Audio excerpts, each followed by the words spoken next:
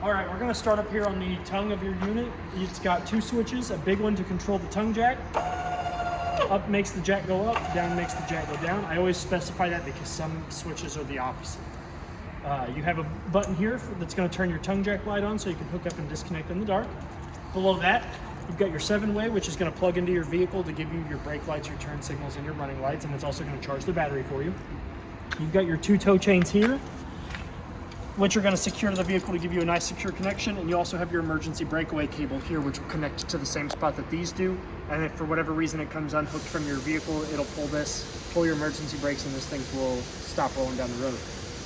Underneath this cover, you've got 2 20-pound propane tanks. Let's see if I can get into this. Just take it off.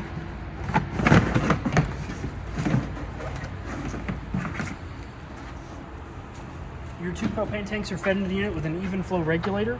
This little arrow here is for your indication to let you know which tank is being drawn from. This will also go from red to green when there is propane in the tank. And then whenever one gets empty, it'll turn to red. You flip it over, open this tank, and you can remove this tank and take it into your fill station or get it replaced. Behind that is a battery box that's got your 12-volt marine and RV battery in it. It's what powers the unit. It's underneath this box. This box provides you with a safe and secure place for your batteries to go, as well as the terminals and all that good stuff. It is a dual battery box, so it can fit 2 marine RV batteries. And then down below the propane tanks here is your battery disconnect. So whenever you're ready to store this unit for the winter, you can turn this off and it'll stop drawing power from the batteries to the unit, so that way you're not draining your batteries. You go ahead and stick the cover back on. When you're putting your cover on, you always want to make sure that the open hatch is facing towards the unit, so that way the wind doesn't pick it up and rip it off when you're traveling down the road. So you do have a light here for getting into your unit, the battery and the propane tanks and stuff in the dark. It does have a switch underneath that is your on and off switch. We're going to come over here to the side. You've got your manufacturing sticker and your tire unloading information. It's going to tell you that the tires are supposed to be at 65 PSI. Now be warned, they are nitrogen filled, but they are American made tires, so they're good.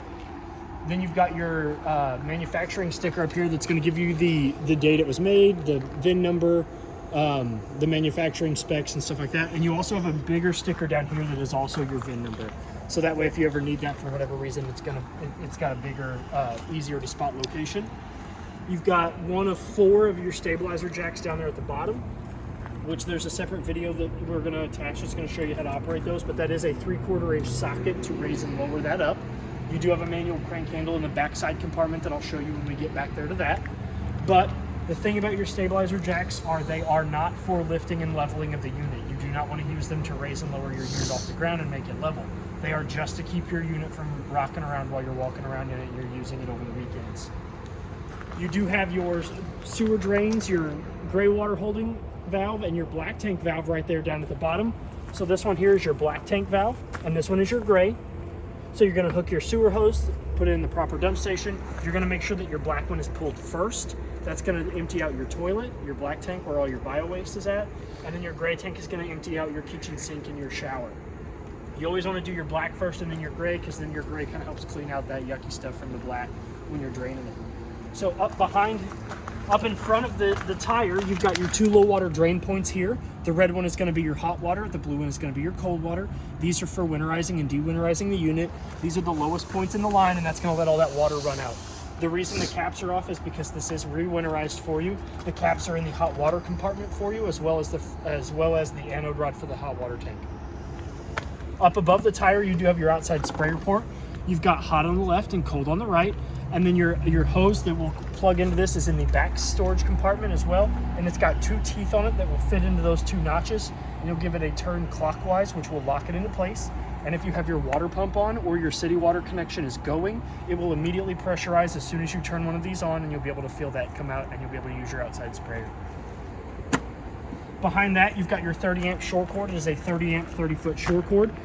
It plugs in by plugging it, it's got some L-shaped brackets on the inside, so you do have to fit that in. Give it a 1/4 of a turn clockwise to lock it in, and then you want to make sure that this black ring is secure, tied up against the outlet. What that black ring does is it creates a nice tight seal to keep out water, anything that could short out your outlet and your plug. When you're not using your shore cords, you do want to make sure that this cap is over the outlet. That also prevents a seal that keeps your outlet from getting shorted out or corroded or bugs building up in it. Behind that, you've got your satellite and cable outlets from the Park satellite and cable. They're just coaxial outlets underneath silicone stoppers. So if you're the campground or wherever you're staying that's providing you with cable or satellite, you run their coaxial from their port to this port, and depending on which one you're getting, you'll get the service on the inside and outside of your unit. You have your city water connect here, which is where you're going to put your hose and regulator, and then while you've got your city water on, you'll never have to run your water pump or use any of the water out of your fresh tank. Beside that is your inlet for winterizing the unit. This is where you're going to hook a hose, and then the other end of that hose is where it sinks down into your antifreeze, and then you turn your water pump on and it primes it that way. Next to that is your freshwater tank fill. This is where you're going to stick that same hose and regulator into it, and you're going to be able to fill your fresh tank. The reason we always recommend a regulator is because you don't want to do anything higher than like 45 pounds of pressure when it comes to water, because you run the risk of popping some lines and making them come disconnected and making a big mess inside the inside of your unit. Never good. Your tires, like I said, your tires have been spec'd. The lugs have been torqued to 100 foot-pounds, and the PSI has been checked, and it's sitting at around 65. They are nitrogen filled, so you don't really want to put air in on top of them. You do want to find a nitrogen dealer if you ever need to get them aired up. And they do have a TPMS sensor in them. On the opposite, but if it's an emergency, you can put air in there. Yes, you can put air in them if it's like if you're out and about and you can't find a nitrogen dealer. They also have a TPMS sensor, which is on the opposite side of the tire than the valve stem itself. You do have a monitor in there that we will go over when you pick your unit up. It plugs into the 12 volt in your vehicle, and it'll show you the temperature of the tires and the pressure of the tires. And you can also set it up if your vehicle has TPMS sensors to read your vehicle's TPMS sensors as well. Behind the tire is your freshwater drain port. It's got a 1.5 inch valve, so it drains rather quickly. So you don't have to worry about sitting there and waiting for it to drain. Which is so nice. It is nice. So this is your hot water panel. If we open it up, you've got your pressure release valve here, which if you ever want to see if you've got water in your tank, give this a gentle tug, water will come out of this spot here. This is your anode rod. Again, I've taken that out and I've taken the fresh water or the low water drain points and I've put them in here so that way you have them. I left them off because I did re-winterize it when I was done PDIing it. You do have a push valve here, so if for whatever reason it's not wanting to light on gas, you can press that and it will attempt to relight. And then down below that is your electric element. This is a gas and electric hot water heater, so it can run on both. It can run off of gas or electric. You don't want to do both at the same time, but it does run off of both. And make sure you don't turn it on without water in it. Yes, you never want to try to light it without water in it, which is why I always go over that pressure release valve. Yeah, because it will blow that electric element. Behind the unit, you do have your second out of 4 stabilizer jacks here in the back. On the back side of your unit, you do have a Furion backup camera at the top. You do have a roof access ladder to get up there. You have a license plate bracket here, as well as a back door compartment, which is going to have your outside sprayer, your outside grills, which we're going to get to where they go on the side here. Your outside sprayer, your manual crank handles.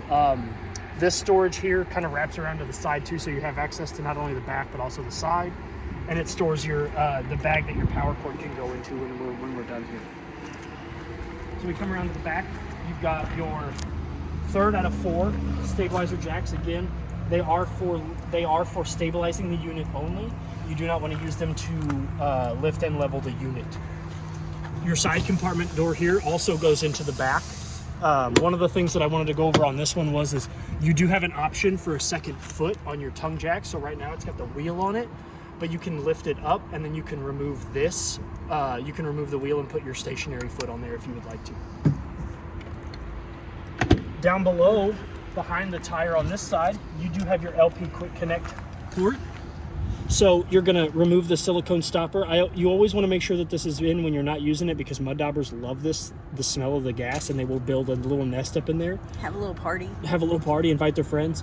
When you're ready to use it, you'll take the male end of the LP Quick Connect hose, you'll push this back, revealing the ball bearings. You'll push that male end in there, and then when you've got a secure connection, this will be able to slide flush against the end of it, and you give it a brief tug and know that it's not going to go anywhere. And you have to turn that little lever on. And then when you're ready to use it, you flip this lever here. This lever indicates that it's going to start drawing gas from the propane tanks, as well as it also keeps your hose from disconnecting. It's got a little stopper on there that keeps this from disconnecting while you're using it. So this is the rail where your outside grill and you've got a little table that will sit on there as well goes. You have a 110 outlet underneath here, so if you want to plug in any sort of outside entertainment, you have access to do that. You do have a furnace vent out here. You've got cold air that goes in the bottom and hot air that comes out the top. This does get hot enough to curl the hair on your arms, so if you're using your furnace and you've got people outside running around your camper, just tell them to kind of stay away from this. Another good investment for your furnace vent is a mud dauber screen. They're 2 little dome screens that sit over each one of these intakes and exhaust. And they, again, like I said with the LP Quick Connect port, mud daubers love the smell of gas. They will get up in these holes and they will build nests and they will invite their families. And it's like a $20 part, or it's an expensive fix for us to dig those out. Plus it's painful. And then up here, before we go inside, you do have a solar on the side port. So if you do have an external solar, you can plug it in here and that'll help you Charge your battery. Run some stuff. And then we're gonna go inside. The stairs are wet, it's been raining. So I'm not gonna flip them up. I don't wanna get the inside of your camper all wet. But the stairs will go all the way inside the unit when it's ready to travel. And then when they're sitting up, you wanna make sure that the door is all the way open. There is a stopper on the backside that will keep your door open, as well as it is friction held open. When you go to open and you're ready to get into your camper, you'll lower the stairs down. And the most important part, there's a blue lever here that when you tug on that, this latch will open and close, and it will catch on the inside of your door frame here, so that way the stairs don't just fall in and out of your unit. The most important part when you lower your steps down and wherever you're at is to make sure that the silver threshold here is flush against this black grippy tape plate.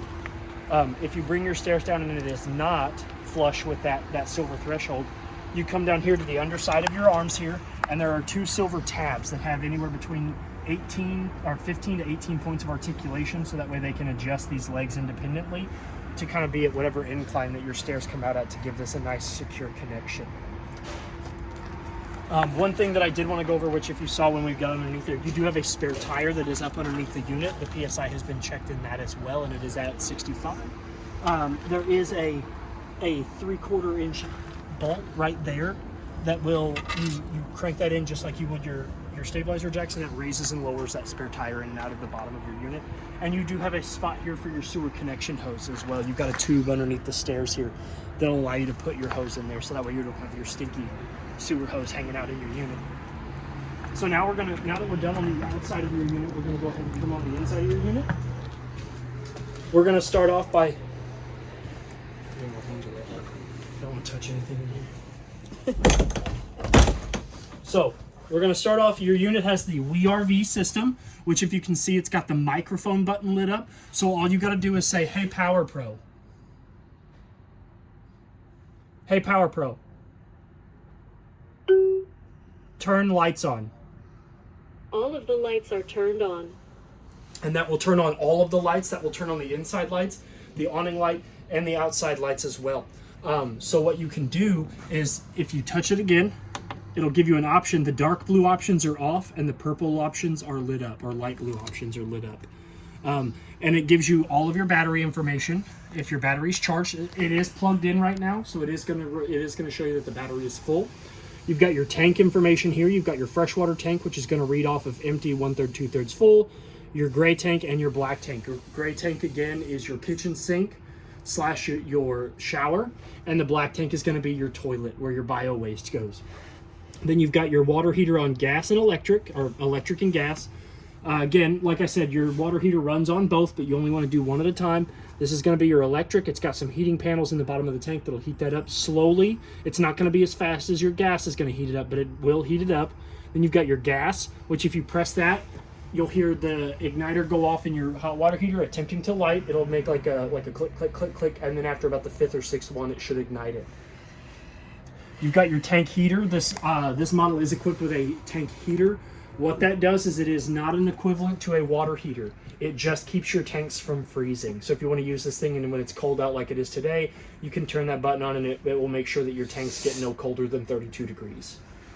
And then you've got your water pump button here, which if we press that button there, it will start to prime your water pump.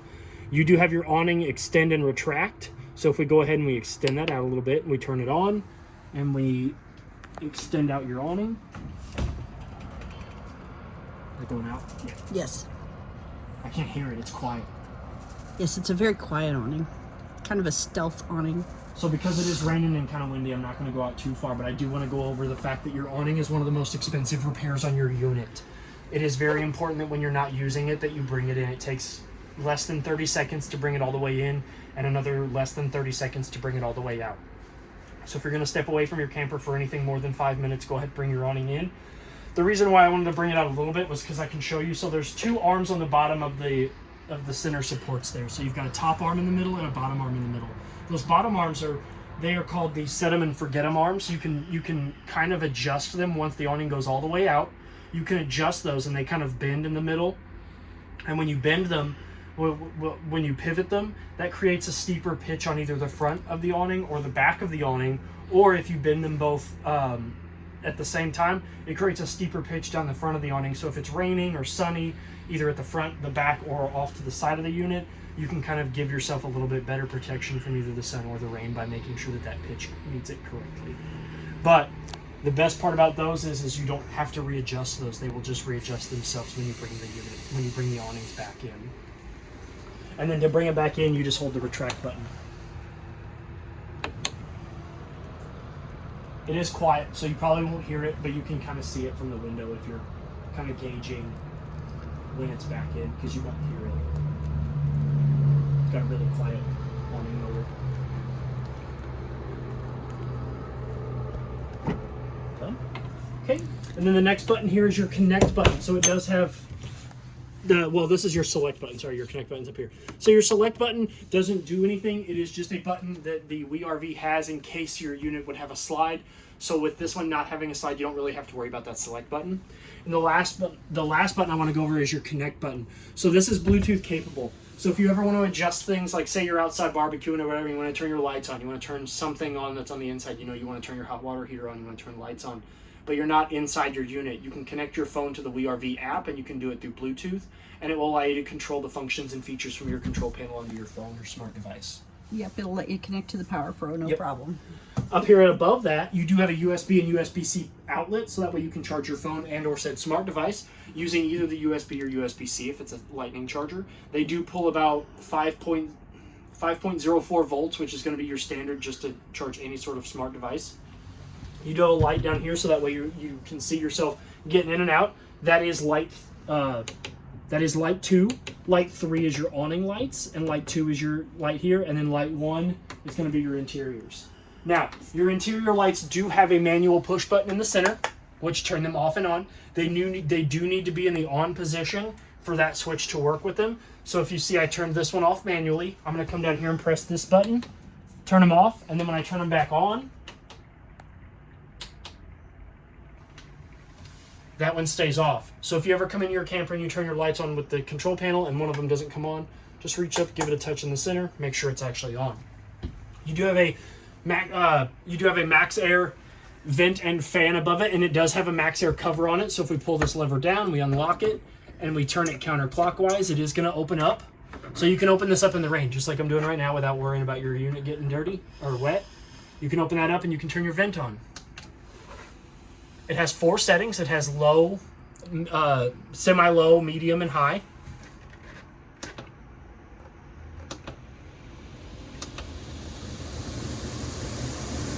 And the reason why they put those fan speeds on this one is because you also have this stove right behind us. So that way, if you're cooking and you're cooking something that's got smoke or grease coming out of it, you can turn this on and it'll suck all those fumes out. So you do want to close this when you're not using it. And then you can also lock that from being used by pushing up on the knob, and it'll lock it into place. Now that we've gone over that, we are going to go over your kitchen area. You do have 2 storage compartments up here that have netting to keep things from rolling out. So you've got storage for like your paper towels, your dishes, stuff like that. You do have a 3-burner stove. It is suburban, so you do want to make sure that your glass top cover is all the way up, giving yourself a backsplash. You want to push in the knob, so you've got left, rear, and right. So we're going to start here. So you push in, you turn it to light while you have the knob depressed, and you will need a kitchen stick lighter. That's the safest bet that I always recommend, is the big long stick lighters. Yeah, the big long ones. So you push down, you turn it to light, you have that pressed down, you'll hear gas escaping from your burners. And then once you've let it go for about 3 to 5 seconds, you click your lighter, and then your burner will ignite, and you can turn it to high and then to medium and low. And that goes the same for all 3 of your your burners. When you're done using it and after the burners have cooled down, you can lower your splash back down and give yourself a little bit more counter space.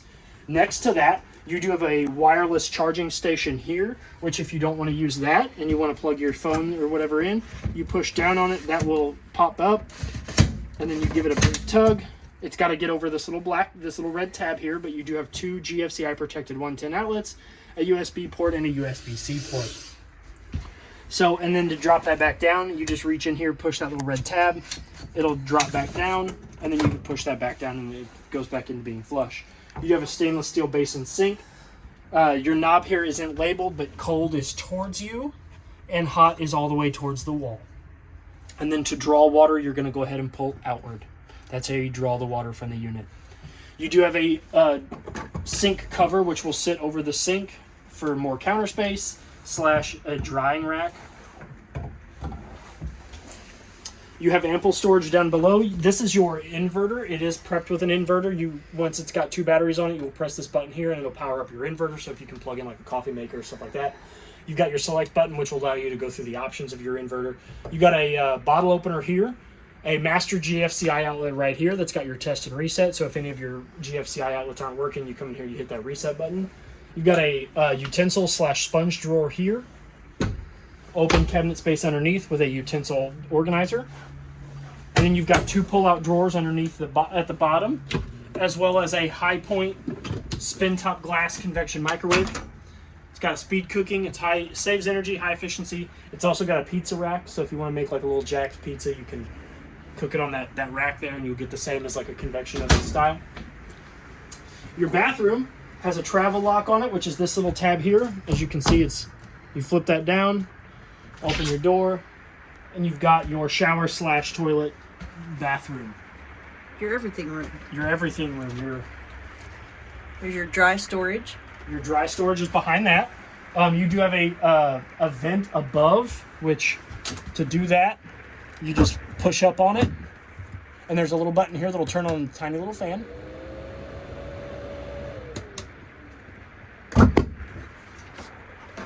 You do have a light, which is a push button light, so that way you're not showering in the dark.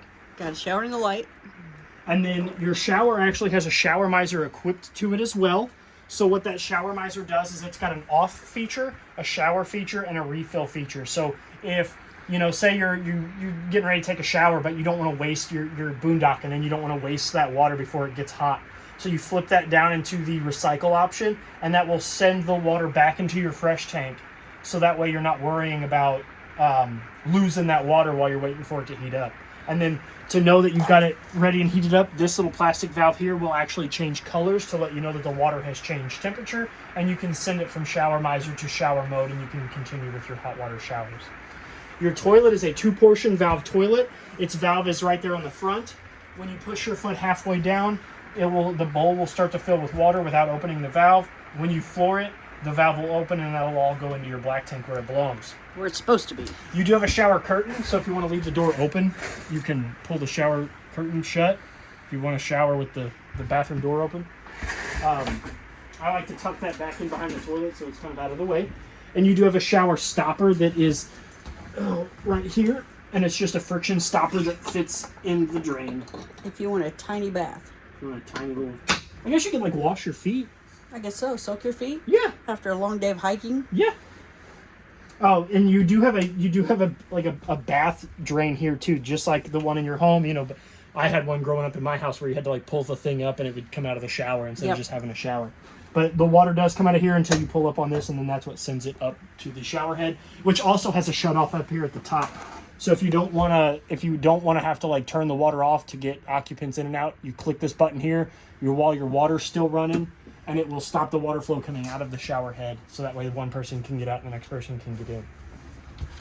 Like I said, when you're ready to go, you do want to make sure that travel lock is back on that, so that way this keeps that door from rattling open. So you do have a refrigerator. You do have your Magic Chef refrigerator, which has a dial knob there. Well, that's going to be 7 is the coldest and 0 is off. I do have it off, so you don't have to worry about changing that dial if you don't want to, because there is actually a power switch for your refrigerator over here on the wall. which I was going to wait, but I wanted to show you that. This turns your refrigerator off and on without having to adjust the temperatures off and on. So you can leave it on and then turn this off and it'll stop the power so you don't have to mess with your temperature. As well as a freezer for your snacks, your popsicles, ice cream. And a travel lock. And a travel lock that will swivel back into place in front of the doors, so that way when you're traveling down the road, this isn't opening up and all your stuff's going everywhere. Yep, you don't lose your snacks. You do have a smoke detector up here, which has been tested, as well as the fire extinguisher next to the door, as well as the LP detector, where's it at in here? Where's it at? Oh, right down there. Right down there. They have all three been tested when I PDI'd the unit. The solid green light on that means everything is good to go. They say do it every 90 days. I just recommend doing it every time you're going to use the camper. Just come in, hit the button, and then check your fire extinguisher. It takes 10 seconds to do all of it, and then you know that you're safe and either no smoke, nothing's on fire, no smoke, no gas or carbon monoxide's in here, and that your fire extinguisher is accessible when you're ready to use it. Now that we're on this side of the wall here, this is where your 30 amp solar controller is at. That's going to give you three very important pieces of information. It's going to tell you the converter output. It's going to tell you what the amperage is that's going back into the battery from the solar panel on the roof. And it's also going to tell you the temperature of the solar panel on the roof. Below that, again, you do have your refrigerator power switch. Below that, you do have a GFCI protected 110 outlet. And next to that wall there, you do have your Coleman Mach thermostat. So your Coleman Mach thermostat has several modes. So to wake it up, you're going to push the dial once. You're going to wake it up. You press it again. You're going to go into mode select. You've got off, cool, which is air conditioning, heat, which is your furnace. You've got cool and heat, which is going to keep it at a steady temperature. And then you've got dry cool, which is like a dehumidifier cool. Like it's not a, what's the word I'm thinking of? I had a total loss of consciousness there for a second. You're not old like me, you shouldn't have that. And then after you're done selecting your mode, you've got your fan options, which are off, high, low, and then that's it. So you've got three. You've got off, high, and low. Now that we're done with that, I did forget to go over that you have two storage compartments underneath the refrigerator. They're pull-out drawers. This one has your book. That one has your book in it. That's going to have all the information on Rockwood, all of your paperwork, all of your users' manuals, all that good stuff. And then that one underneath that's empty. Hide your snacks in here. Hide your snacks. Behind us, you have two more little drawers. The top one there has your owner's bag in it, as well as your TPMS monitor. The vehicle mount and the charging cord, the 12-volt charging cord for that are in the bag. And once you are here to pick it up, I will show you how to install that into your vehicle. I've already preset it to the TPMS sensors in your vehicle, so all we got to do is plug it into your 12-volt thing and turn it on. And then the drawer underneath that I'm feeling weak today. is empty. And these are tight. These are tight. So you do have to put a little bit of effort into them to get them closed. But that's a secure feature. That's just them so that They don't fly open while you're driving. Fly open. The big black vent underneath that is your furnace vent. That's where most of your heat is going to come from. On the side of that little nightstand / drawer, you've got a GFCI protected 110 outlet. Above that is your Connex TV / in-house stereo system. So inside your user's bag, you have two remotes. You've got a TV remote that's going to not only control the TV, but also control your Connex stereo, which is this gray sound bar here. And then you've got a second remote in there that's just going to operate the TV. They're different in size. The one that operates just the TV is a smaller remote, and the one that operates all of it is a much larger remote. You'll see that it has a input button, which is going to be like a little. I'll just show you. It's better to just show you than to explain it. So this is the remote that's going to explain your TV and your sound system. So you've got your smart TV options up here, and then your entertainment TV, which is also your stereo down here. You're going to hit this button here until you reach the ETB FX BT option on your input on your TV. It's just like changing the channel or changing the input to hook up a DVD player. You go to that, you'll see that your TV will turn into a radio tuner, and then you'll use these buttons down here to navigate through your stereo commands. You've got Bluetooth, so you can hook your phone up to your TV so you can listen to like Pandora or Spotify or anything like that. You've got your pair button, your FM button, your volume for your radio, your FM tuners, and then your number pad so you can type in like radio stations or anything like your quick set memories. And then your other remote that you have just operates the TV functions. It's basically a smaller remote that's got all of your TV options at the top of it. The next part we're going to go over is your fuse box, which is down here, which is also your breaker panel. You've got your fuses off there to the right and your breakers to the left. You've got your breakers here, your 30s, your 15s. And then they are all labeled here as well. What's this 15 on here? 30 GFCI, that's your microwave. And then this one is your AC.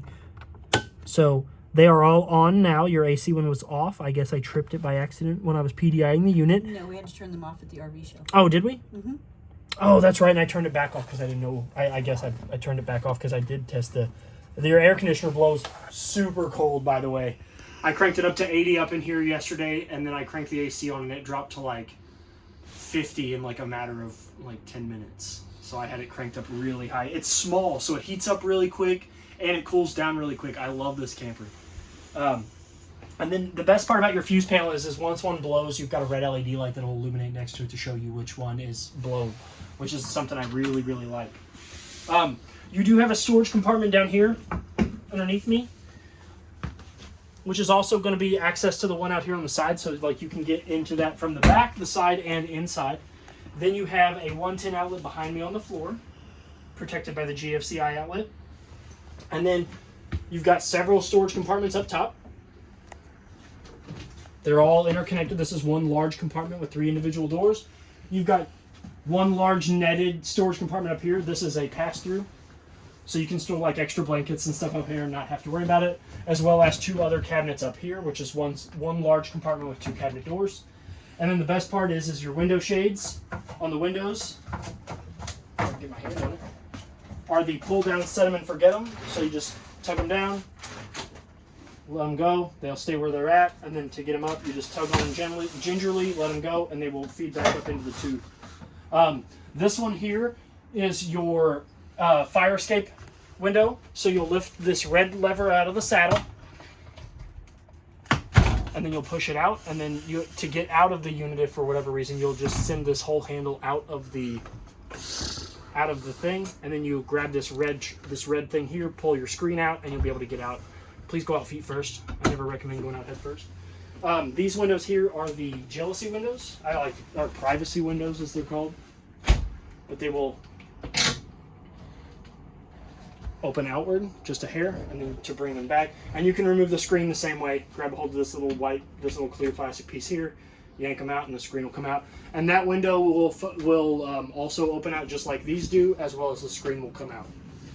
Now, for beds, for your sleeping area, you do have 2 large twin-size couches that can work as 2 twin-size sleeping areas, or if you want 1 large sleeping area, you've got your table here, which this is what your table is going to look like disassembled and ready to go into sleep mode. So you're going to take this tabletop here that doesn't have the bar at the bottom, and you're going to set it down on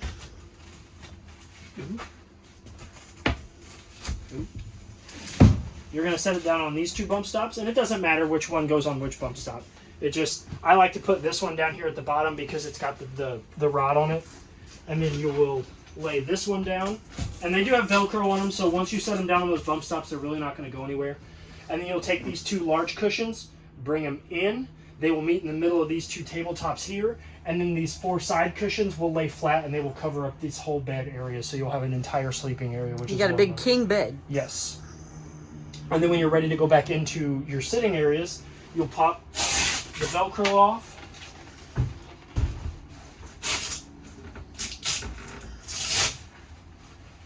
And then you'll take your large square bar. You'll see this slider here. You'll slide this down, and then you'll take this long-winded bolt here, stick that in the hole. Depending on the height of the table that you want, you'll screw that back on. He says long-winded because it takes a while. Sorry, that's my grandpa coming out of me. And then once you have that tight and ready at the elevation that you want, you'll take the long pole of this end, you'll stick it down in the tabletop pole, and then it's got levers on the side, so you'll make sure that lever's good and tight. And if you want the table to not go anywhere, you can actually tighten this down just a little tighter, close that lever, and now this doesn't want to go anywhere. And you'll do the same for this. You'll take the rod from the tabletop, line that in that hole, let it sit down in there, and then you'll tighten that lever down too, and now your tabletop is secure. And it will still swivel, so that way, you know, you're sitting here watching TV, you're eating, you got to get up, you can get up and you can go about your business. And you can even set the other table on top of this one over here if you want it out of the way. Yes, yes. Because they're the same size. Yep, so you can lay that one there, and you're good to go. I think that pretty much covers everything except for the air conditioner. You do have 2 dump valves here at the ends. So basically what's going to happen is if you want the airflow to come out this one better, you'll close this one off. And then vice versa, if you want the air to come out this direction while you're sleeping, you'll open this one up, close this one, and then you'll be able to get more air out of this, and then you can open them both up. But the most important part is the filters that are underneath these 2 white panels here. The cleaner those are, the better your air conditioner is going to work. These come out with just a little bit of friction. You just apply a little bit of pressure, pop the tabs out, pull these down. These can be ran under water. Just make sure they're dried before you put them back up there. They're all the way dry. And then when you're ready, you just pop the tabs back in there, give this a gentle squeeze, get the little tabs back in the little holes, and then you're good to go. Now that covers pretty much everything in your unit. If you have any questions or concerns, my name is Trey here at Parkland RV. Happy camping and good luck. Thank you.